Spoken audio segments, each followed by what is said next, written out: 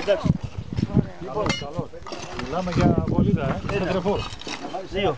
Όποιος αυτό παίρνει και ένα ξύλο, λίγο πιο μεγαλύτερο, μετά το συνηθίζει και το βάζει με το αυτό. Με το μάτι μου. Να βάλουμε πατάτες. Αυτή και αυτή δύο. Ποια? Μία και μία και μία δύο. Από εδώ.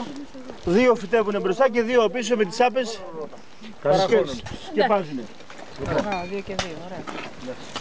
Εδώ ποιοι θα κάτσουν, παιδιά? Λοιπόν, προχωράνε οι άλλοι από εκεί και εμείς σκεπάζουμε. Τι να βάλουμε εδώ πέρα? Ας βάλουμε εδώ πέρα. Ας βάλουμε εδώ πέρα 2-4 βλάκια μπελοφάσουλα. Αυτό είναι το ψηλό μπελοφάσουλο, είναι ποικιλίες, υπάρχουν πολλές στα μαγαζιά, τις αγοράζουμε, όσες δεν μπορούμε να κρατήσουμε ή δεν συμφέρει να κρατάμε, γιατί κάποιοι έχουν κόστος πιο πολύ να τα μαζεύουμε, εμείς οι ίδιοι.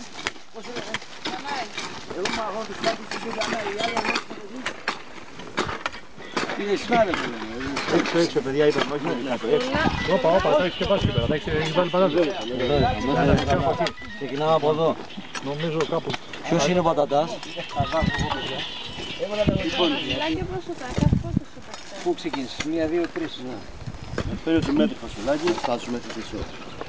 Άμα ξεχάσαμε τα ηλιοτρέπια να φέρουμε. Δεν πειράζει, εγώ δεν προχωράμε το πράγμα. Βάλεις άνθρωπο να μην στέκουν και σε βλέπουμε.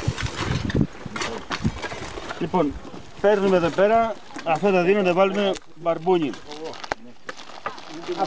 Μπαρμπούνι. Λοιπόν. Βάλω στην άλλη. Βάλες εσύ παράλληλα, ναι. Το βάζεις Κάθε 5 πόντους ρίχνουμε, έτσι παιδιά. Όχι, άλλος το σκεπάζει. Άλλος το σκεπάζει. και τα σκεπάζουμε με τα... Και ένας το από χέρι αυτούς μας και τώρα, πάλι, ναι. έτσι. Δεν θέλει πολύ. Εντάξει, και με το πόδι να Πολύ πούμε. αυτή η δουλειά. Σε κάθε είδος φαίνεται πως είναι. Για πέτα μας Ναι, το ξυλαράκι. φτάνει Αλλά να προχωράει, δεν να και βλέπω. ένα καναλάκι να μπουν αυτά. Να βάλω λίγο πιο βασικά. Έτσι.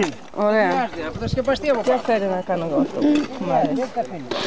Όχι, κάθε 5 πόντους. Εντάξει, τώρα χώρισε τα στα δύο. Γιατί είναι λίγο επιφανειακά. Και λίγο πιο πολλά, έτσι.